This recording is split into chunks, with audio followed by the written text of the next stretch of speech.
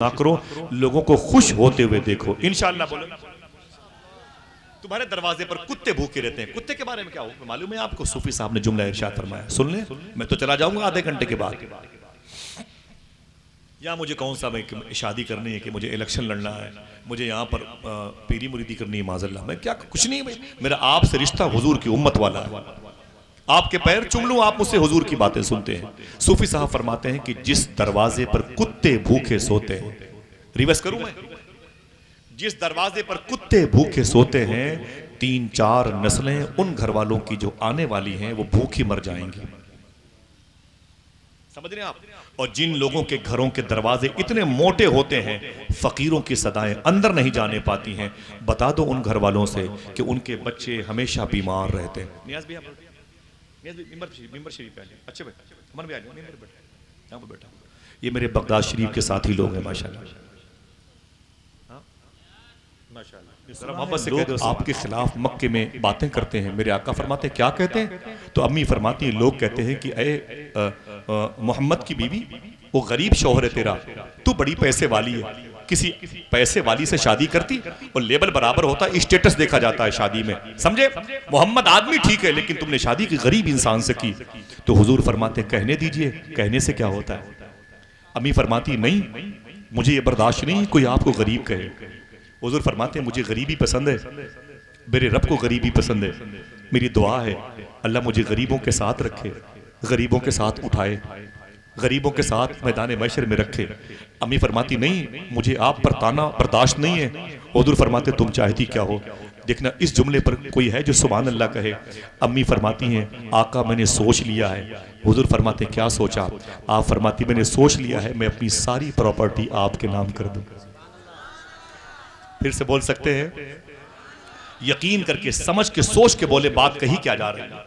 कहीं ऐसा ना हो कि हंगामों में बात दब जाए, उभरना भी चाहे तो इस प्रेशर की वजह से ना उभर पाए। समझे क्या कहा खदीजा ने? हुजूर मैं अपनी सारी प्रॉपर्टी को आपके नाम करना चाहती हूँ, सारी प्रॉपर्टी को। हुजूर फरमाते हैं खदीजा सोच ले। क्या कहती है? फरमाया मैंने सोच लिया। फरमाते मेरे आका सोच क्या कहती है? कहा मैंने सोच लिया, मैं अपनी सारी प्रॉपर्टी आपके नाम, मिसाल के तौर पर लिख के दे दिया। हुजूर ये कागज ये आपके नाम मैंने कर दिया, नौकर चाकर आपके नाम, सब घर द्वार सब चीजें मैंने आपके नाम, बस सिर्फ ये घर में है जिसमें आप रहते, बकिया सब कुछ मैंने आपके नाम कर दिए। मालूम है ये दोपहर का वक्त था, बुजुर्गों ने लिखा अपनी किताबों में दोपहर का वक्त था। हुजूर उस कागज को लेके 1-1.5 बीघे के फासले पर काबा शरीफ है, वहां आ गए। आने के बाद फरमाया ए मक्के वालों ठहर जाओ, सब ठहर गए। आपने फरमाया कि ऐलान सुनो, इस कागज में दस्तखत है खदीजा की, मेरी बीवी है खदीजा, उससे बच्चे मेरे हैं। का क्या लिखा हुआ है? तो आप फरमाते हैं कि खदीजा ने अपनी सारी प्रॉपर्टी मेरे नाम कर दी है। आज से खदीजा के गुलाम मेरे गुलाम, खदीजा की जमीन मेरी जमीन, खदीजा की बिजनेस मेरी बिजनेस। समझ गए मक्के वालों? सबने कहा मोहम्मद तुम्हें मुबारक हो, ऐसी बीवी ने सारी प्रॉपर्टी आपके नाम की है। फिर हुजूर फरमाते हैं खदीजा के कितने गुलाम काबे के इस आंगन में टहल रहे हैं, इधर आ जाएं। सारे गुलाम नूर भाई जमा हो गए। जब सारे गुलाम जमा हो गए तो हुजूर फरमाते हैं तुम इससे पहले किसके गुलाम थे? सबने कहा माँ खदीजा का गुलाम था, अब आपका गुलाम हो। हुजूर फरमाते ना ना ये मत कहो मैं आपका गुलाम हूं, मैंने सबको अल्लाह के नाम पे आजाद कर दिया है, मैंने सबको अल्लाह के नाम पर आजाद कर दिया है। इतना कहना, जाओ अपने अपने घर में, अब आजाद हो गए हो, जाओ अपनी शान से लाइफ गुजारो। इतना कह के हुजूर पलटे तो 12-13 साल का बच्चा हुजूर के पैर से लिपट के रो रहा। इसी बच्चे का नाम था ज़ैद बिन हारिसा, अल्लाह, जो जॉर्डन में अब्दुल्ला बिन रवाहा के करीब लेटा हुआ है, जो जॉर्डन में जाफर बिन तैयार, ये कौन है? जनाब अब्दुल्ला के बाप हैं। अब्दुल्ला कौन है? जनाब ज़ैनब के ससुर हैं। ज़ैनब कौन है? औनो मोहम्मद की माँ है। औनो मोहम्मद कौन है? इमाम हसन हुसैन के भांजे हैं। समझ रहे हैं? उनके करीब लेटे हैं। जनाब ज़ैद बिन हारिसा 12-13 साल के थे, हुजूर के कदम से लिपट के रो रहे थे।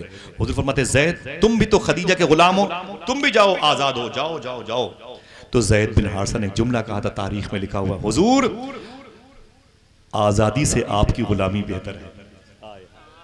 अल्लाह, आज़ादी से आपकी गुलामी बेहतर है। मेरे सब कुछ तो आप हैं, दिल जिससे जिंदा है वो तमन्ना तुम ही तो हो, हम जिसमें बस रहे हैं वो दुनिया तुम ही तो हो। मेरे आका ने दोपहर के वक्त ये ऐलान किया, दोपहर के वक्त ये सारी प्रॉपर्टी हुजूर के नाम आई। और आपको पता होना चाहिए, सुनिए कारी साहब, सूरज डूबने से पहले पहले हुजूर सल्लल्लाहु अलैहि वसल्लम ने अपनी सारी प्रॉपर्टी गरीबों के नाम तकसीम कर दी। मैंने कह दिया, आपने सुभान अल्लाह कह दिया, बात नहीं बनती, इसे मुआशरे पर कैसे लागू किया जाए। समझ रहे हैं आप? मेरे आका सल्लल्लाहु अलैहि वसल्लम ने चंद घंटों के अंदर सारी प्रॉपर्टी तकसीम कर दी, सारी प्रॉपर्टी अपनी हुजूर ने तकसीम फरमा दी। अब हुजूर और अम्मी खदीजा साथ में हैं, हुजूर पर जुल्म और जबर के पहाड़ तोड़े जा रहे हैं। करीब में एक पहाड़ी है जिसे गारे हिरा कहते हैं। बिस्मिल्लाहिर्रहमानिर्रहीम, इक़रा बिस्मि रब्बिकल्लज़ी खलक़ जैसी अजीम पहली आयत वहीं पर नाजिल हुई। 3500 फीट की बुलंदी पर है। मक्के के लोगों ने हुजूर को सताया तो हुजूर चले गए उस पहाड़ी पर, उस पहाड़ी पर चले गए। 3500 फीट की बुलंदी पर वो पहाड़ी है। यही खदीजा, बड़े बाप की बड़ी बेटी, सबसे बड़ी बिजनेसमैन, इनको क्वीन ऑफ द मक्का कहा जाता था, मलके अरब कहा जाता था। इस पहाड़ी पर दिन में 2-2 मरतबे हुजूर से मिलने के लिए जाया करती थी। 14,000 किलोमीटर तो 14,000 फीट का सफर करती थी ये, सिर्फ हुजूर की मोहब्बत में। हुजूर गौस पाक के शहजादे से ये शबात मैंने फरमाया था। मैंने अब तक उनकी अपनी तकरीर में उनके 3-4 हवाले दिए। एक आखिरी हवाला सुने, 1 मिनट में सलाम इजाजत दीजिएगा इंशाअल्लाह, ठीक है? कोई है जो दिल से सुभान अल्लाह कह दे? हाथों को उठा के बोलो लब्बैक या रसूल अल्लाह।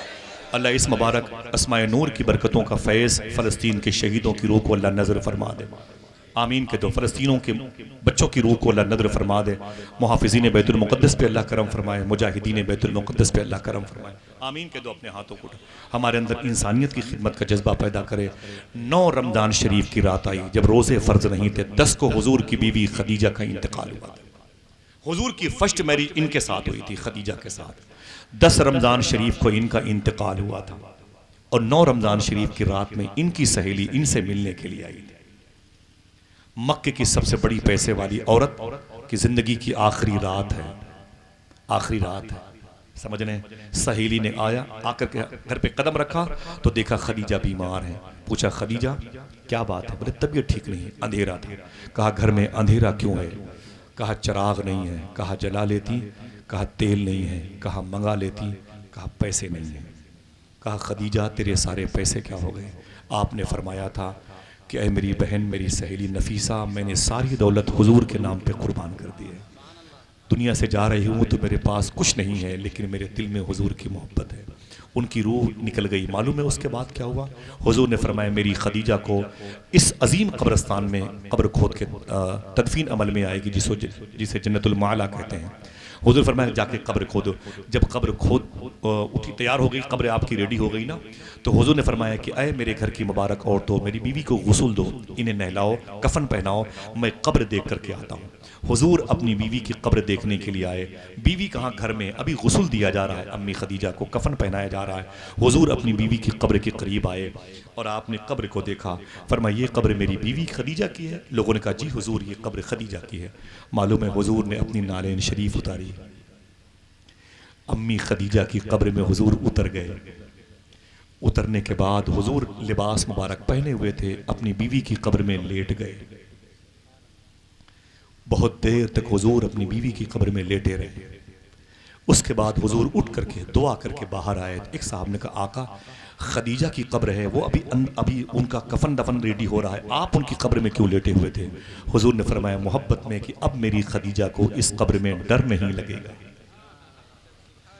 हुजूर ने अपनी बीवी से कितनी मोहब्बत की है, इससे अंदाज़ा लगाओ कि हुजूर उसकी कब्र में लेटे हुए हैं। मेरे आका फरमाते हैं अम्मी आयशा से अगर मेरी खदीजा कहती तो मैं अपने जिस्म की चमड़ी उखाड़ करके अपनी बीवी खदीजा को दे देता। अगर कोई बीवी हो तो खदीजा जैसी, शौहर हो तो आमीना के लाल जैसा।